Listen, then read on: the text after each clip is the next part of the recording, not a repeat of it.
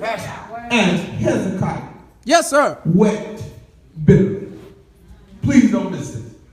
Hezekiah prayed to God so hard that he prayed until tears ran down his face. That indeed, until you understand, he was getting ready to die.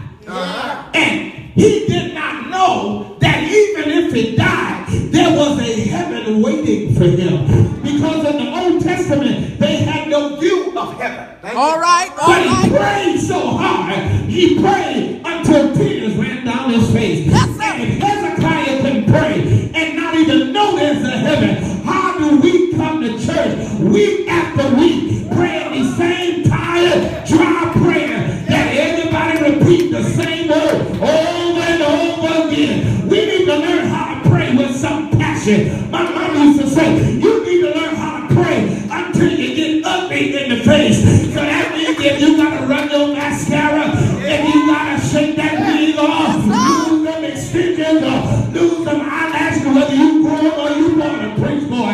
You got to learn how to get ugly for the Lord. Yes, sir.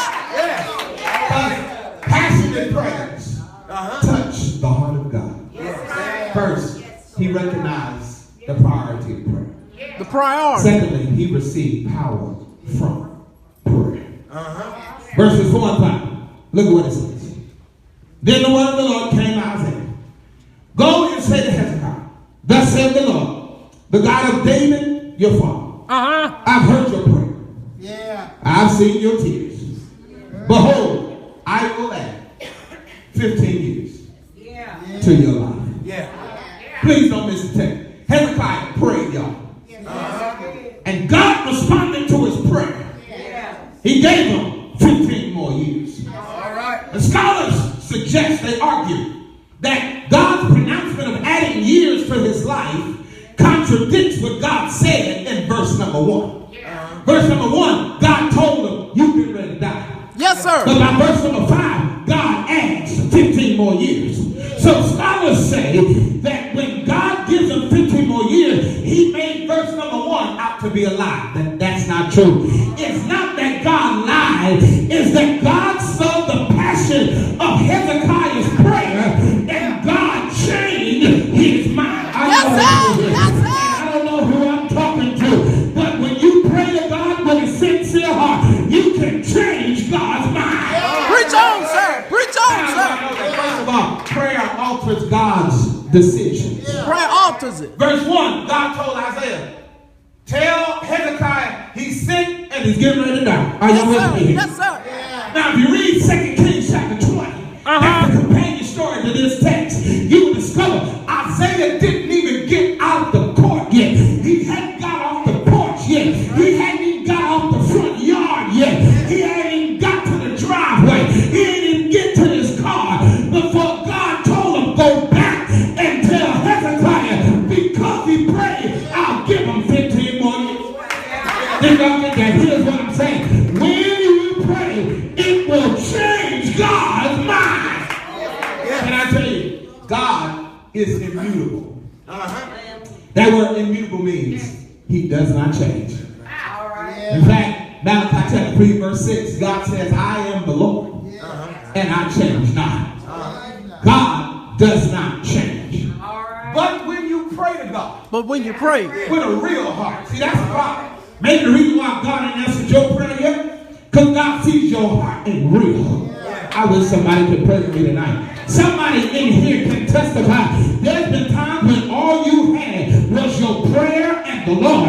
And you got down on your face before God. You had to cry. You had to snot. You had everything going on. And you said, Lord, I ain't got nothing else but you. Yes, sir. And it changed God's mind. How do I know it changed God's mind? Verse 5 says, first of all, God hears your cries. Y'all see that? He said, I have heard your prayer. Yes, sir. That's a word to somebody. If you call him, he'll hear you. Oh, Lord. Oh, Lord. If you call him, He'll hear he'll you. hear you. And if you call him loud enough and long enough, he'll hear you long enough and strong enough. Are y'all with me? God hears your cry. And I don't know if he hears your cry. He sees sees your cries. Verse 5, I've heard your prayer, And I've seen. and I've seen your tears. That means God sees you when you all by yourself. Yes, sir. When you ain't just wait till you come to church to pray to impress folk with your long list of vocabulary words. But when you are in your secret closet, when it's just you and God, and your face is tore up, you ain't trying to look cute. Anybody here, you ever pray, you ain't got time to look cute. You ain't got time to worry about who's around you. It's just you and God, and you put your face to the wall. I wish I had about 5 folks that testify. I cried when I prayed, and I know that if I cry, God, see, he sees me when I want to give up, but I keep praying anyhow. He sees me when I want to throw in the towel, but I keep praying anyhow. God sees. Here. Oh, Lord. But then also, God answers. He answers. Your cry. Look at verse 6. Yes. I will deliver you and this city out of the hand of the king of Assyria, and will defend this city. Here's what he's saying. He's telling Hezekiah, not only will I answer your prayer, Hezekiah, not only will I give you 15 more years, not only will I bless you, but I'll bless all of Judah. Oh, Lord. Because Oh, of Lord. you. Okay, y'all. Oh, Lord. Pause, rewind, play. Here's what it says. Because I see your cries. Because I see your prayer, Hezekiah. Not only will I bless you, but I'll bless your people too. Okay, yes, sir. Let me get pause, rewind, play again. He said, not only will I bless you, but I'll bless everybody around you. I feel God. Here's what he's saying. Somebody in here. Not only when you call on God, Lord, I'm sick, I need you to heal my body. Not only will God heal you, he'll heal your neighbor who's sick too, who may not know God to call on. Okay, that ain't enough. Here's what he's saying. When you pray to God, Lord, pay my bill, he'll pay your daughter's bill, who don't know that she need to call on God to pay her bill. Here's what I'm saying. When God blesses you, he'll bless everybody around you. Okay, y'all still sitting. Come in, Abraham. Abraham said in Genesis 12, God called him and said, now leave your family, leave your house, leave your mama, leave your daddy, just take your wife and your servant, and go to a land that I will show you of. He said, if you do that, God said, why? I'll bless them that bless you. I'll curse them that curse you. And because of you, the whole nation will be blessed. Let me just drop it and put it like y'all can smell it. Here it is. When you pray to God, God will bless everybody connected to you. Yes, sir. All right. Prayer alters God's decision. But then secondly, prayer alters God's destiny. Our destiny. All right, watch. Thank you, Jesus. Hezekiah was getting ready to die. Yeah. Y'all know that, right? He was sick, so sick. The text says he was getting ready to die. Yes. But then God heard his prayer. Uh-huh. And God gave him 15 more years. Why did he do it? First of all, he did it because he wanted to show him that I can give you eternal life. Eternal life.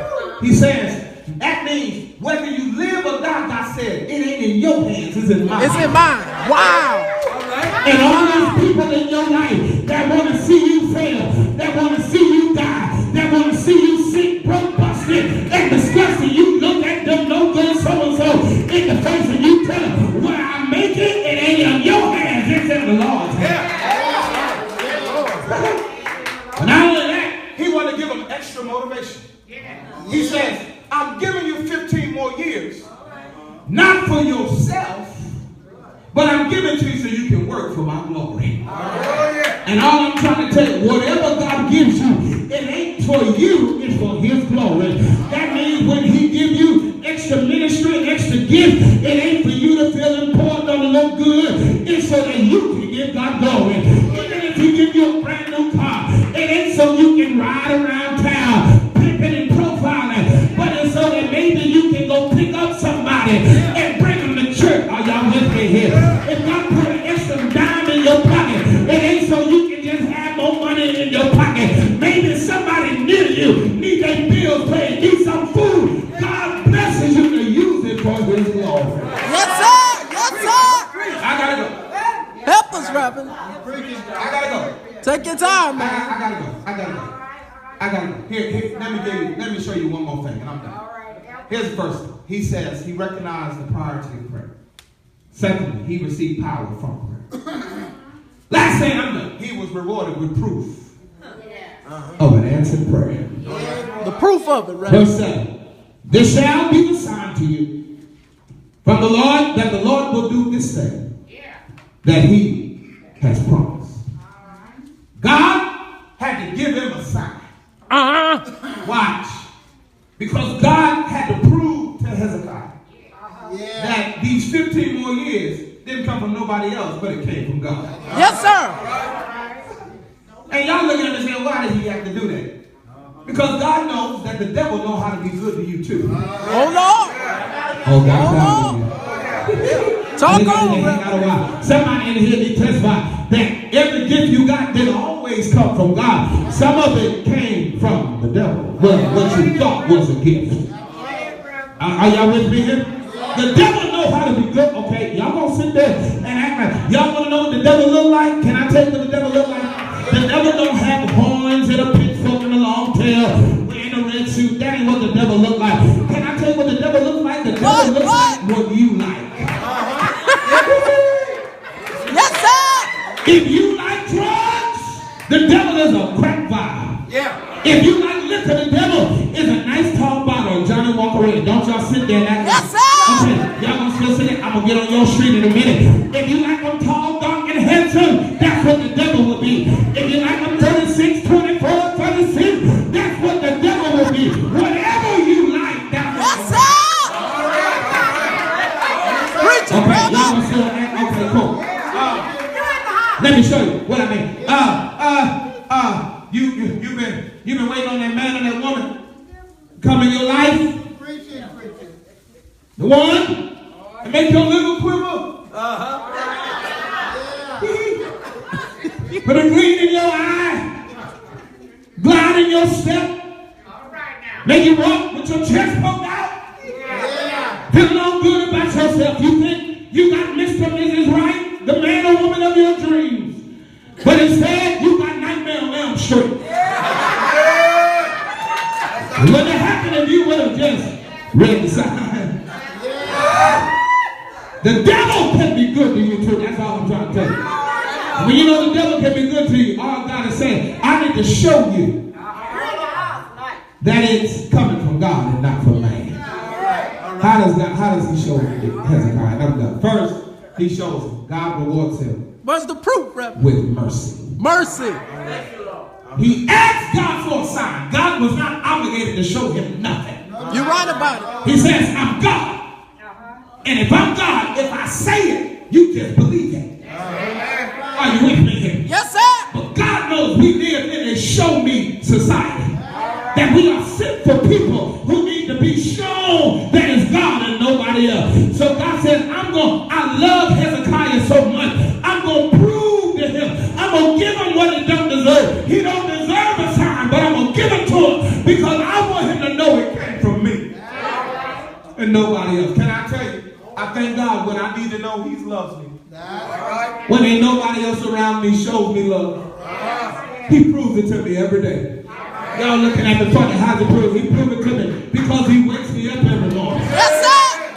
That knows he loves me. He proved it to me because I open my refrigerator. I may not have filet mignon. I may not have porterhouse steak. Whatever I got in there is enough to make sure I don't starve to death. It's enough to make sure my family is well. Is there anybody here know you can testify? Whatever you got is proof that God still loves you. He rewards him with mercy. But then he rewards him with a miracle. All right. Verse 8. And he says, I will make the shadow cast by the declining sun on the dial of Ahaz turn back 10 steps. Please don't miss this part of the text. Here, and I promise I'm gone. Here's what he's saying. He's saying, I'm going to make the sun stop. Yes. Wow. And I'm going to make the sun go back. All right. 10 steps. Yeah.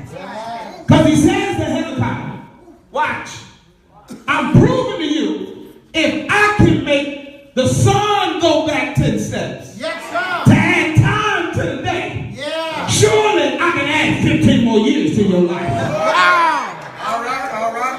Y'all missing stop point. Let me give it to you. I'm gone. Here it is. If God can bless other churches, surely He can bless this church. Yes, sir. If God can bless other pastors, surely He can bless this pastor. If God can bless other people, surely He can bless you. I want to tell you, God is a miracle worker. Do y'all hear me tonight? God is a miracle worker. That if you call on Him in prayer, He will work miracles in your life. Yes, sir. Let me close by telling y'all a story of a woman who had 5 children. She was left, her husband walked off and left her to raise her 5 children by herself. And the oldest daughter goes in the room, in the kitchen, looking for some bread. And she said, Mama, I'm hungry. We ain't got no bread. Mama said, baby, I know we ain't got no bread. But you don't worry about it. You go to sleep. I'm going to spend time talking to my God. And so that night, Mama got on her knees, y'all. And she told God, Lord, you told me whenever I need you, all I had to do was call on you. Come through. And Lord, I need you now to send my family some bread.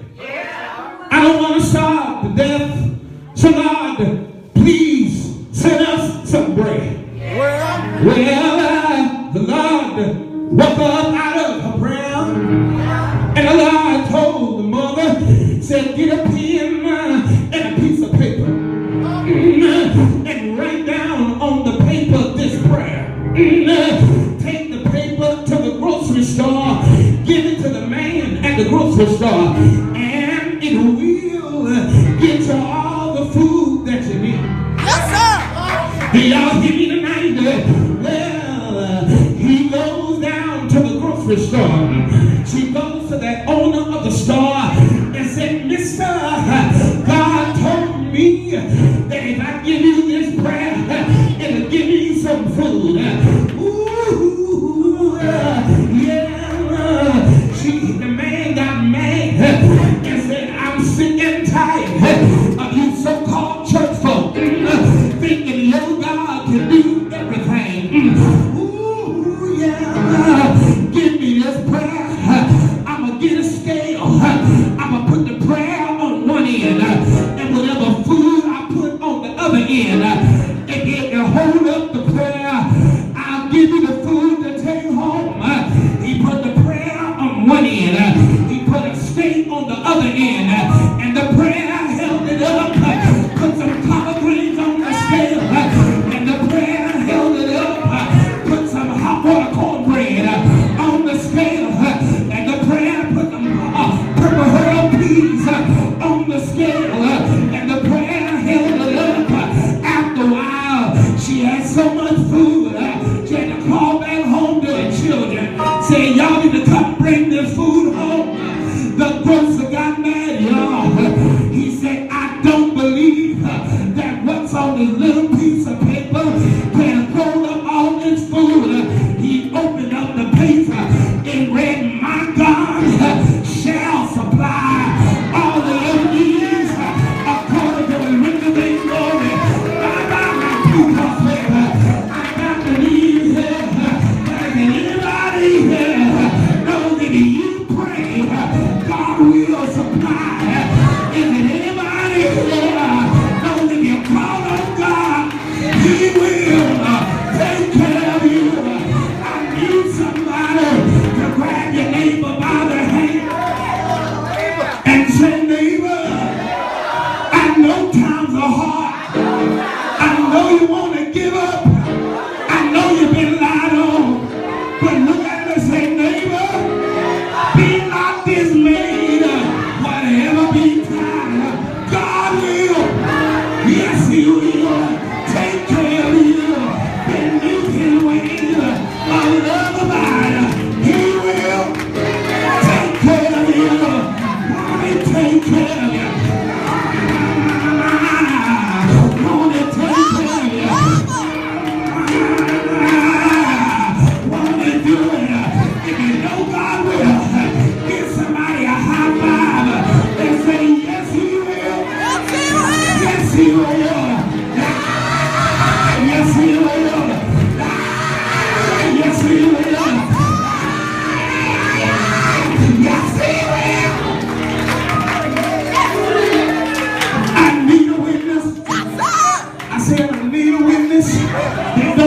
mind being a witness for God? Slip your arm around somebody. Yes. Put your arm around your neighbor.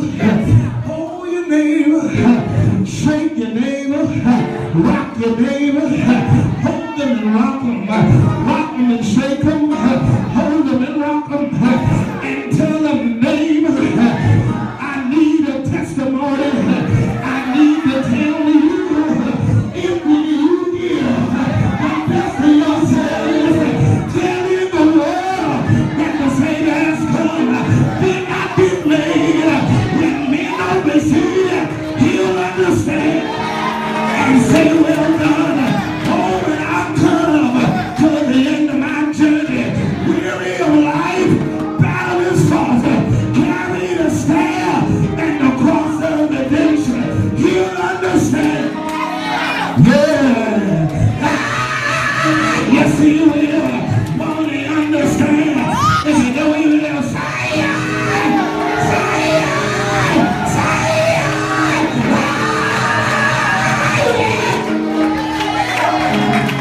I gotta quit, y'all, but I need one more witness.